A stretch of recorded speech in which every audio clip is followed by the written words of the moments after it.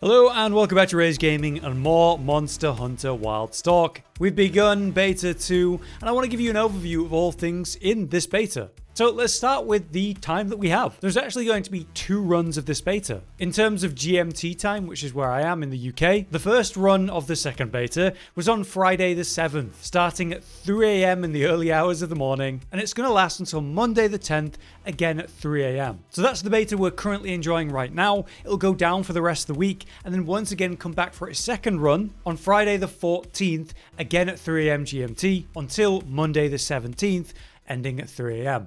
Their main kind of tagline for why we're getting this beta again is in response to requests from players who weren't able to participate in the first beta, or people who just really want to play again. That's why they've done this second open beta test. Problem here is that changes to performance and optimization are not present in this open beta 2. As well as the changes to weapon actions that are planned for the full game, you know, the balance changes, those are not here in Beta 2 either. So, if you're someone who likes Insect Glaive but really wants the aerial stuff, the bounce, that's not going to be here. And if you're worried about performance in the beta and having issues, I'd strongly recommend you check out the benchmark tool that's available on Steam. It's completely free. That will give you a better representation of how your PC will perform with the live version of the game, where they've also updated the requirements on Steam if you're interested, which are significantly lower now. They even massively reduced the space required to have the game installed, which is also fantastic. Now obviously, we feared when we heard this stuff about this beta 2 and how it's on the old version again, that people are going to miss that fact,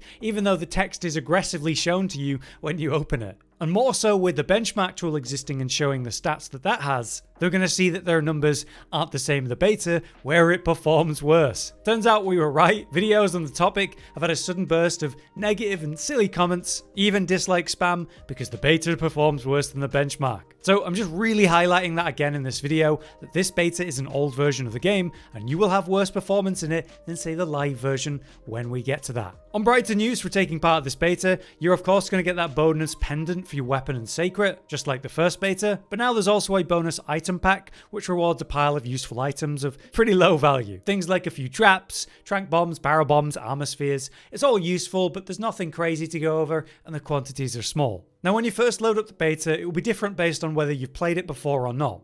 If you played on PC and you're playing on PC again in the second beta, you'll still have the same save, the same character, and all the save data will be brought forward. So if you killed doshaguma and you unlock the raid quest, for example, you'll still have that all done in this version and can immediately get into the new stuff. But if you didn't play the first beta, then you'll load up and choose everything, make your character all the stuff from before. You'll find that there's new launch settings, like say the new arachnophobia setting. If you're interested in that, it basically turns some of the insects and of course spiders into these hilarious green slimes. And you can turn that on and off at will, so play around with it if you want. But yeah, there's 3 main sections of the beta, starting with the character creator. Just as before, you're going to be able to change your character in a variety of ways, and your palico too. But we don't quite yet have Seikret customization. Apparently you unlock Seikret customization after hitting a certain point in the story, which we're not going to be doing in this beta. As another note, be aware that you can change and remake your character as many times as you like, even in this second beta. You'll be able to bring that character creation save data to launch, so go nuts and customize and do everything you want. Make sure you get a character you're happy with. At launch, they're probably going to do the usual microtransaction ticket system to remake your character. So while we're in the beta and you can infinitely do it for free, I'd recommend you take advantage of that. Second is the story mission. Here we have the opening cutscene of the game and you get to play through the first hunt, which is a chatacabra hunt with the basic tutorials of the game. Either way, once you're done with the story mission, that's when the beta really opens up and you'll now have the doshaguma hunt. Also on the map will be balahara though, and somewhere raid. This is the stage that you'll be able to use the new feature in beta 2 that wasn't in the first beta, and that is the training room. If you open up your map and take a look at the base camp, at the other end of where you usually exit is a new icon called the training area entrance. Head on over there and you'll have a little loading screen to take you to the training area. And as you can see, it's much like most training areas in Monster Hunter games. But it does have a couple of neat features, like for example, you see at the top there, we have a wedge beetle to use for aerial attacks. Nice little quality of life there. But this is going to be a great place to learn the weapons of the game, arguably the best. If you're interested in learning any details about a weapon though, you can always pull up the play guide on the 3rd tab. Here there's weapon controls, and this gives you loads of great information. For example, on dual blades, we have lots of different controls and options. But on other tabs, you even have information about the different modes, such as the new Demon Boost mode and how when you land a perfect evade, not only does it give you that new evade attack, but it increases your regular and elemental damage. So take a look at these weapon screens, see if there's anything here you don't know. There is lots of new stuff in Wilds, even if this isn't the most updated new balanced version of the weapons.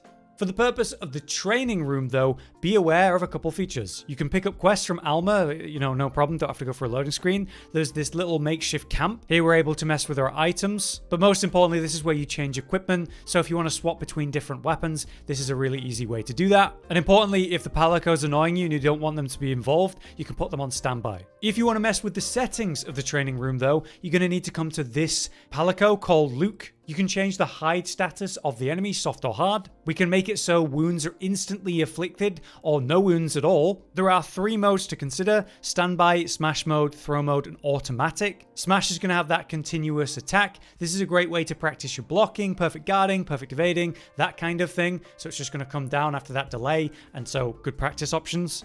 Whereas throw mode's not actually too dissimilar, you're just now getting a ranged attack thrown at you by the palico on top. For the other things, it's just like, say, the pattern of the smash, so it's just a weak smash that's easy to do, or normal, which will cause you to stagger and fly back on a basic guard, or strong, where you cannot just block. So only the strongest defenses will work. You can also have it turn around facing different ways, or looking directly like a monster, which is really cool. But yeah, quite a few settings just to play around with.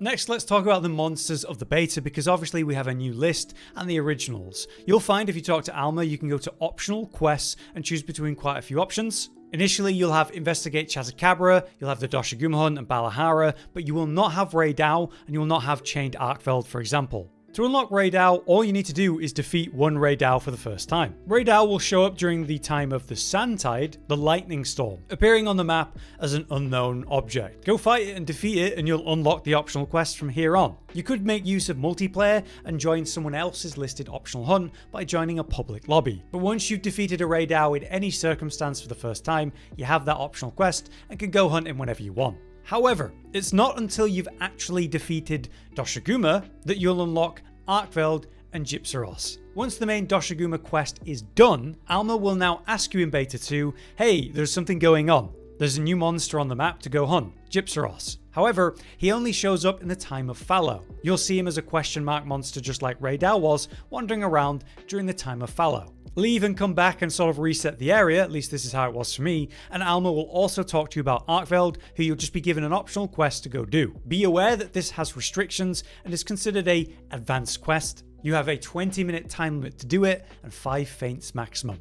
In regards to the multiplayer system, obviously there's up to 100 players in the base camp, but you can now choose to do private lobbies, online single player by comparison. Private lobbies is meant to be done for online play with friends that you want to invite. However, online single player now exists as well, which is really nice for this beta. You can just get in there and not worry about anyone being around you. However, you can use an SOS flare whenever you want to go into online play mode and play with others, or potentially summon in NPCs to help you if you want to try that system. Something you'll notice about the monsters on this map though is that there can be multiple of the same kind, but there are some differences. For example, this balahara has a strength of 1 star level, whereas this balahara has a strength of 5 apparently. That is because there is kind of RNG in how they spawn and what difficulty they have. Here's one with a 3 star. Right next to a chatacabra that's a 2 star. All it really means is the damage it can kind of do and how much health it has. But if you press square on a PlayStation controller, this pulls up the menu of what's currently on the map. You can see that chatacabra, even though it's a 3-star chatacabra, is only a 1 blue star to indicate its true strength. Balahara is a stronger monster than chatacabra, even if individually one is a strong chatacabra and one's a weaker chatacabra. Next, a quick talk about your new tent system. First up, we have the first tab, item menu, where we can do crafting of certain things, which is nice, but mainly just come here and transfer items. You'll find that you've got kind of a random pile of stuff that is lacking in everything you actually have. Down here in your item box, you have an insane supply of mega potions and potions, but also antidotes and nullberries. They don't even give you any nullberries in your starting set for some reason, even though these are going to be a great way to get rid of thunderblight and that kind of thing. There are some things you're not going to find in here though, such as sleep herbs, which are going to need to be collected out in the world. In the Windward Plains in this version, there's only 1 sleep herb on the map, which is kind of annoying, and by comparison, there's 2 spawns for parashrooms. Why is that important and why am I talking about that? Well, it's because of one crafting option, the trank bomb, requiring sleep herbs and parish rooms to make. If you throw 2 trank bombs down and then trap a monster while it's tranked, that will allow you to capture it, which, say with the arkveld quest, might mean you actually get the hunt done within that 20-minute timer. I recommend you make a set of things that you actually want to bring, then I can make a loadout, save that loadout, and then whenever I come back I just pull up the loadout, do the loadout, and then I've restocked, and I can go straight back to the action very quickly. On the next tab, you'll find equipment, which is where I have my basic set. Here, you can do the same thing, setting up loadouts. Here you can see I've made 3 loadouts. Firstly, we have the mount and stamina loadout. This is because there are group skills, like scaling prowess. This provides master mounter, which makes it easier to mount monsters, meaning aerial attacks you need less to actually trigger a mount. Meanwhile, stamina surge will increase your stamina recovery speed. This is nice for stamina expensive weapons such as jewel blades and bow. So that's one set to consider. Another one I'd recommend is the offset counter set, which is basically mostly doshaguma set. This provides the doshaguma might set, which when you have 4 pieces of will reach its maximum of increasing your attack power after successfully landing a clash or offset attack. So if you use offsets like you're a greatsword user or hammer or whatever it is offset wise, this can be a nice option. On the third tab then, we have the palico deployment, like in the training area, just so it goes on standby or deploy. But you can also change the palico set here. We actually have 4 options. 3 weapons are going to be blunt, and then one of them is going to be severing. So if you're hoping to have your palico cut tails, you'll need the severing weapon. Otherwise, blunt for helping build up KO or stuns. But yeah, we don't have like a lot of options here. Just dress it up how you like. You'll also find the menu for cooking, grill a meal. Probably go recommended meal for this beta. This one's going to give you health, stamina, and attack up, but you can choose to do custom meals, allowing you to choose from the 3 options. We have rations, additional ingredients, and finishing touches. That's meat, fish, or veggies. Meat's the attack up power. Then we have defense for fish, and element and defense on veggies. Next up, we have additional ingredients. This provides the skill of black belt meal, reducing stamina depletion, or tumbler meal, slightly extending the invulnerability when invading. So if that matters to you, you could consider that. For finishing touches, we have 3 options. Lessens the effect of a variety of ailments. Not too relevant, but can be useful here. I'd probably go Eastern Honey, though, with the medic meal, increasing the amount of health recovered when you use heals. There's also Monster Chili, which negates cold climates and such, but it's not relevant in this beta. Be aware that those buffs last 30 minutes, not until you finish whatever hunt you're on, so you don't have to keep eating after each quest. You can also choose to join quests from this menu, which is nice. And lastly, this is where you'll come to change your appearance if you want to keep messing around with that in this beta. Next, a quick word on the map of the Windward Plains itself. You'll see that there are 3 levels to it. The underground layer, which is actually quite small, there's not a lot going there, but there are some hidden areas to explore around that I would recommend you have a look for. On the ground level, that's where most of the play will be, but there is a very high up location over in area 5 and 4. This is where arkveld is going to go during the hunt. There's 3 boulders you can find to drop down on him there, which can be really helpful for the fight. You can also lure him to this ledge that will break and have him fall down.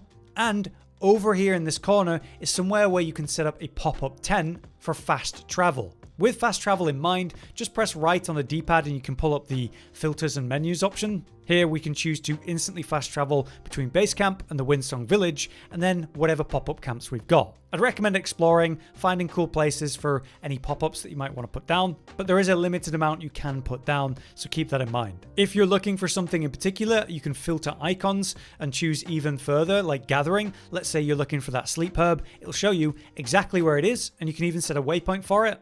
Now, on the topic of your Seikret, you press up on the D-pad to call it, or right on the D-pad if you want to swap weapon. You will need to activate the mount though to do it, which is kind of annoying, but ultimately press right on the D-pad, that swaps through weapon. The Seikret has different speeds. If you tap R1, you increase the speed. You can hold R1 to reach max speed, and then you can press R2 to slow down. Holding it completely stops you, or you can tap it to go between the different speeds. You can see that there is drifting if you hold R2 and then turn, which is kind of familiar to, say, the palamute drifting, but there it will give you a sprint boost and rise, whereas this is just more of a slow stop top and then you get to do like a quick 180, it is a useful tool to know about. On that note, I'd recommend you come to options and turn off a really annoying setting to do with the Seikrets. On the first menu of game settings under options, you can come to page 3 and find Seikret Auto Explore. I'd recommend you turn this off. What happens here is your Seikret just chooses random objectives to walk towards, so when you want to stand still, it never will.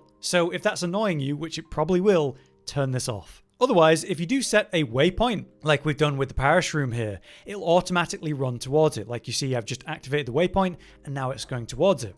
I can, while it's going, look at the map, consider the menu, even go into my inventory and check other things. It's very nice that it's so automatic, but obviously if you want to get somewhere as quick as possible, taking direct control, holding R1 for max speed, and then just pathing that way. Lastly, some quick topics to do with control of the Seikret for getting around different areas. You'll find that there are some interesting areas you can traverse like that, only by being on the back of the Seikret while it automatically does this stuff. If you find yourself flying through the air though, you can hold R2 and that will activate the glide if you're interested in doing some cinematic gliding, but obviously it's just for fun.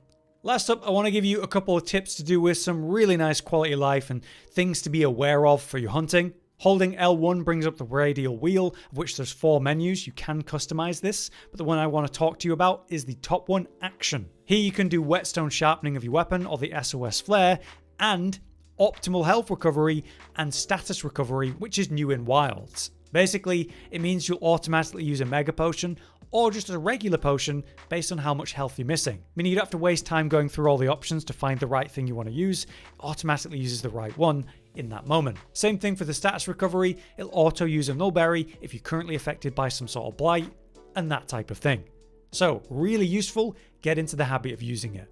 Last up, be aware of a couple new features, like say the sneak attack. You can run up behind a monster and while your weapon is not currently out, press circle or whatever keybind it is to sneak attack. This does a nice burst of damage, staggering the monster for a moment, allowing for follow-up damage. Some weapons have unique sneak attacks that give them a benefit, like power axe mode if say you're using a switch axe. So they're really good. The ghillie tool will help you do that by making you basically invisible even if the monster's looking at you, but it's not hard to run around the back of a monster and then approach it for a sneak attack. Also be aware of a couple different pod types. There are lure pods, which can be used to drag a monster towards a boulder to drop it or a different trap, prevent it from leaving an area if it's just decided to stop fighting, or separating a pack of enemies like the doshaguma pack. You can also use dung pods for that purpose too, but yeah, very useful for that purpose. Screamer pods are also very important if you're fighting balahara. That's a monster that goes under the ground, swimming in the sand. By using a screamer pod shooting that into the ground while it's underground, you force it up and out, sort of force a knockdown for some free DPS. Lastly, there's flash pods. These can be used to bring down aerial monsters straight out of the sky, leaving them exposed, interrupting what they're doing, great in the Ray Dow fight. But it's also relevant in Arkveld's fight. He doesn't fly that much, but it can be done. And if Arkveld actually grabs you, you can interrupt him with a pod, an offensive pod of some kind, such as a flash pod, interrupting the grab and maybe saving your life. But yeah, that's my overview of the beta. Lots of stuff to be aware of. It should be useful that for lots of new players who missed the first beta, but there's lots of tips there I've learned from the first beta that might still be useful to those who have. If you guys have any extra topics or advice to give, then let us know in the comments. But for now, I've been Hollow, you've been you. See you next time. Josh, Cotton, and Hollow with the videos, dropping the humor like a hammer on your tippy toes, bringing entertainment on a daily arrangement to take our insanity and turn it into entertainment. Yes, I said entertainment twice, to reiterate that it is nice to look into your faces on a mostly daily basis when you let us in your homes to make the whole world a stage. Goodbye.